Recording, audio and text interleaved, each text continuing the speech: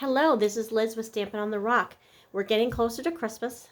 Again, you might be watching this week right before Christmas, or maybe you're watching this another time of the year. But this will be helpful to you any time of the year, really. But I'm going to show you how to make gift bags. Make your own gift bags with the paper that you have. And I'm going to, because it is close to Christmas, I'm going to be using Christmas paper. But obviously, you can use whatever paper you have, and change that for any time of the year. So let's get started. What you're going to need is, I have a paper trimmer here that has there's a paper trimmer here, and then this one has a score blade down here. Okay. You could also use the scoreboard.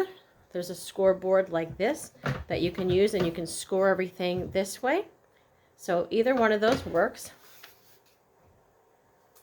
I'm going to pull out my paper trimmer at the moment and use this. What you want to be careful about this is that you want to make sure that this cutting blade stays out of the way. And this one here is your trimming blade. When you purchase this paper trimmer, it comes with a cutting blade and a scoring blade. If you want, you can take a Sharpie and mark them so that you're not forgetting which is which. Another option is, if you're going to be doing a whole lot of scoring and not a lot of cutting, you can just move this cutting blade right into the center here, and you can pop it right out. And then just get it out. That way you don't make a mistake and cut something if that's an issue. And then you can pop it right back in there again. But we're going to slide that right up to the top so that we're just using the score blade here. Okay. I'm going to show you how to do different size bags. So the first one I'm going to be using is 12 by 12, and you will need 2 sheets. So 2 sheets of 12 by 12.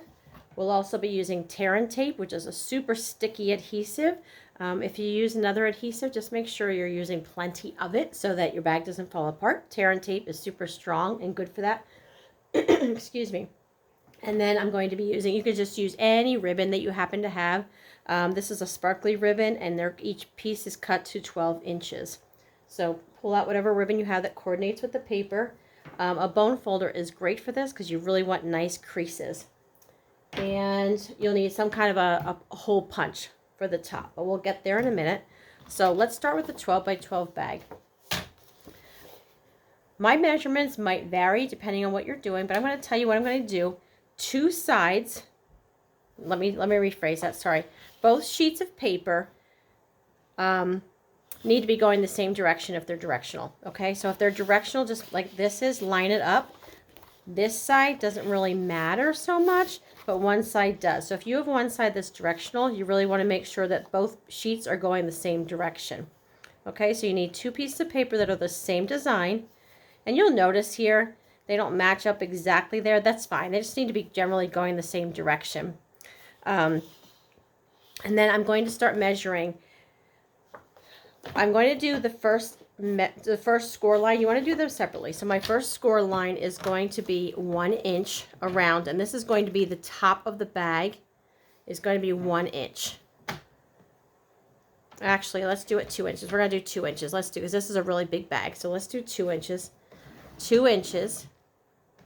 And now all the other 3 sides, I'm going to do 3 inches. The bigger size you do, the bigger measurement is going to be the size of the bottom of the bag. So this is going to have a 3-inch bottom to the bag and 3-inch sides. Okay. So 3 inches on 3 sides. Okay. So let's get this back and make sure that the other sheet lines up. We want it to go in this direction. Okay. So the first one is going to be a 2-inch score line. Make sure I get that on there. A 2-inch score line. The other 3 sides are going to be a 3-inch score line. 3. And then we'll do 3 again.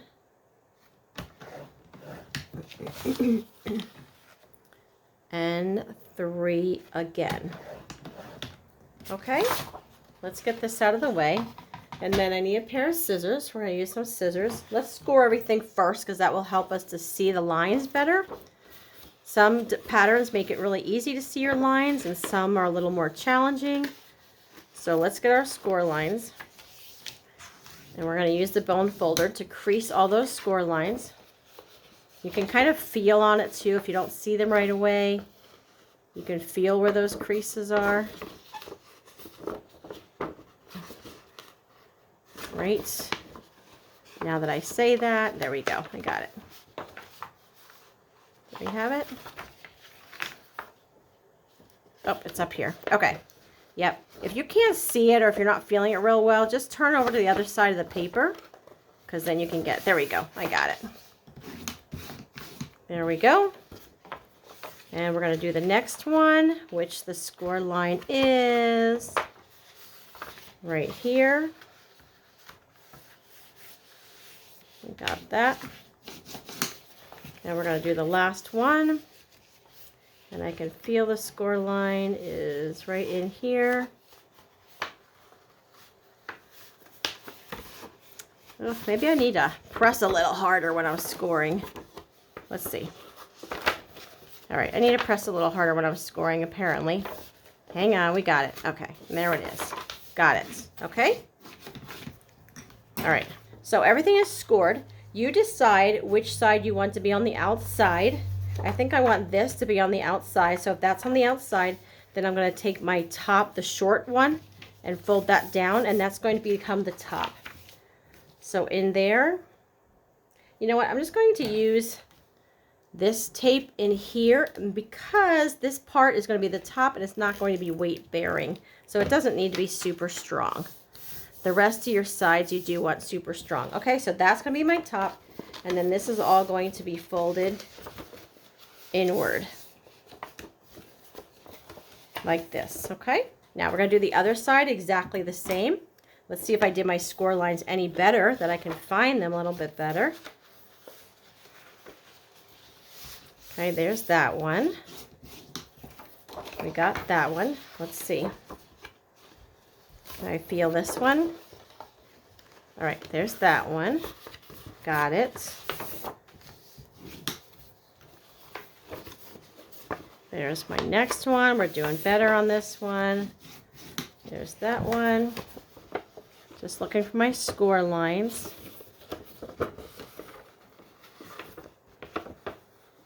And I got it. Okay.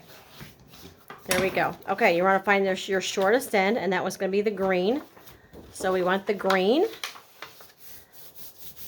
to be this way. And I'm going to, again, put adhesive.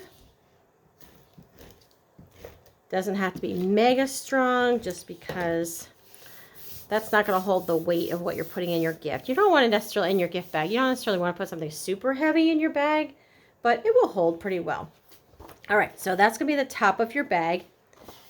And I want to take one piece here. One piece is going to get these bottom corners cut out.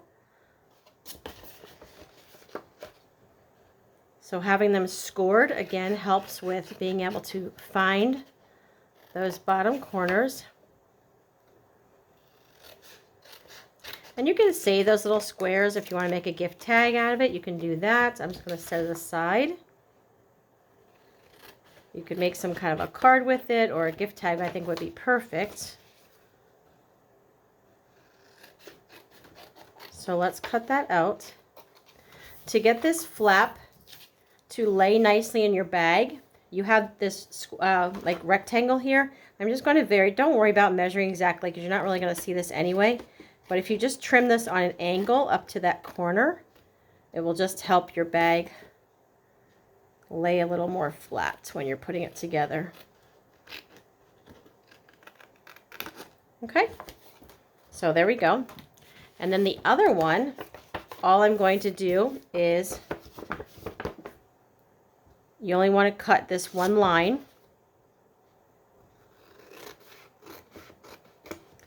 Okay, do not cut it out. You just want this flap here. So I'm going to cut the other side.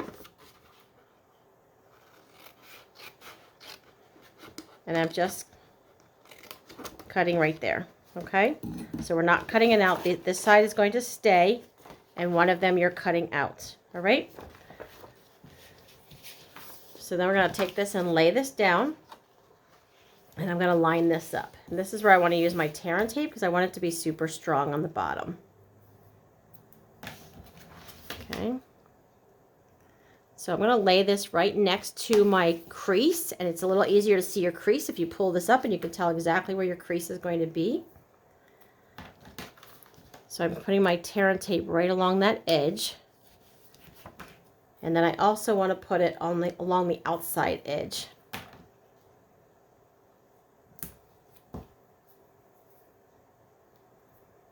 Okay. All right.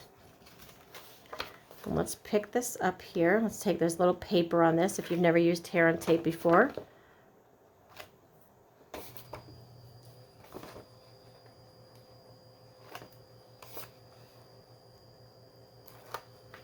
Okay.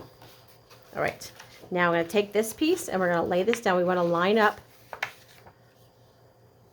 If you line up your edges side to side, will make it easier for laying down this center flap. So side to side, you see how they're matching up on the right or the left, and then we're going to lay this down. And there we go. And look at this. Now there's your bag so far. Do you see how this is coming together? All right. We want to pull this side up here, and this is going to, we're going to do this on the outside. So this is going to go here. We're going to take this flap. It's going to hide between the two sides. So this one now, again, you can use your tear and tape. You can use your Stamp and Seal, whatever adhesive you have. I just really want the bottom to be where I have tear and tape. So I'm going to take this here. And we're going to do both sides. Okay, now I'm going to pull this side up. And I'm attaching.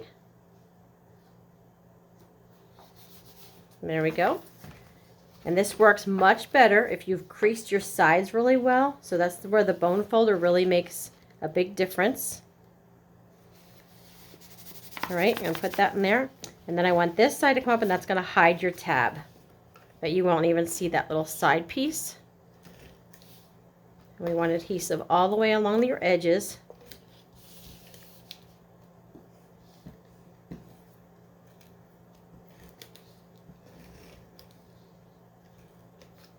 Okay, now I'm going to take this and we're going to pull this together.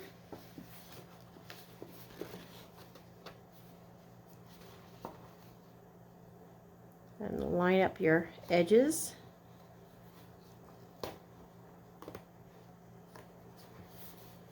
There we go. Okay, you can push inside here and press that down. And we're going to take this side and we're going to do the same thing. And let's press down the edges. Okay, and there you go. And there's your gift bag. Look at that. Isn't that great? And then what you want to do for your handles is I have, just grab whatever hole punch you have. This is really old. Some of you have been with me for a long time. This is called a crocodile. So some of you might still have yours. It's got a lot of things on here. It does. But anyway, it just has a hole punch on here. So you can grab whatever hole punch you have, and I'm just going down. You can measure if you want to. I am not. I'm just kind of going down this way and making them approximate. When you flip them over, look where the hole is that you already punched and go straight up and then punch. Same thing over here. I'm going to go where I was on that side. It goes straight up. And punch a hole. And then you can take your ribbons that you have, whatever ribbons you would have. I put one through here, pull it down, and then I did a knot, just a regular old knot, and pulled it close to the edge. If you need to trim off a little bit on the ends, you can do that. Okay, and then this side I'm going to put through here.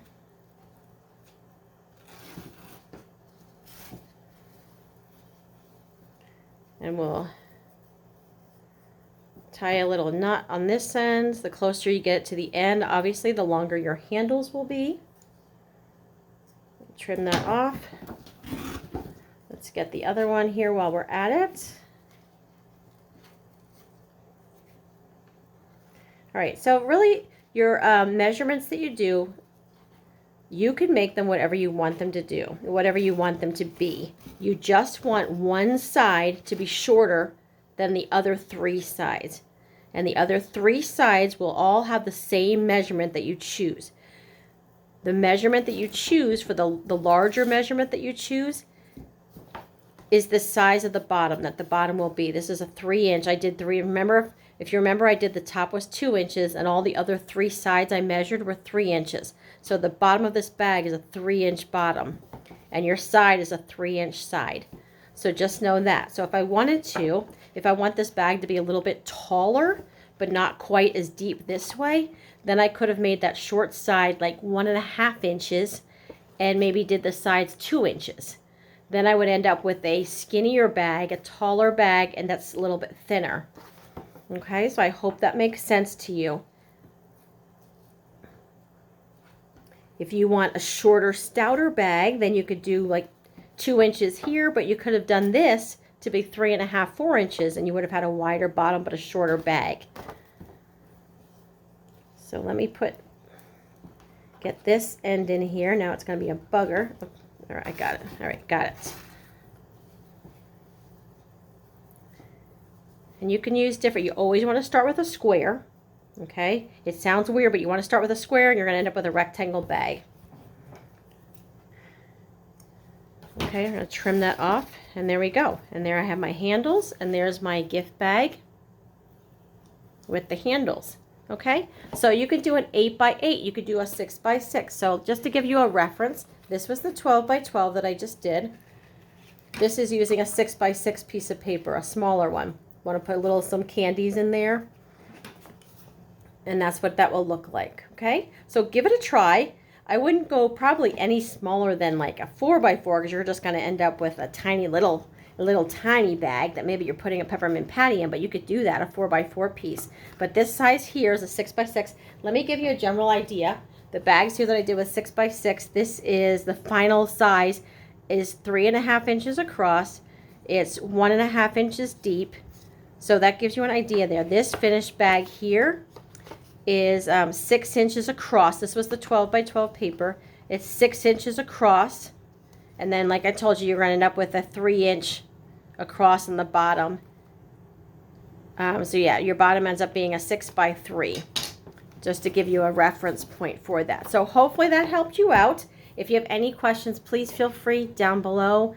Leave a comment, ask a question. If this was helpful or you think this would help someone else, please hit that share button and pass it on to someone else. I super appreciate it. And I'll talk with you later. And this is the last one before Christmas. So if you're watching it the week before Christmas, Merry Christmas to you.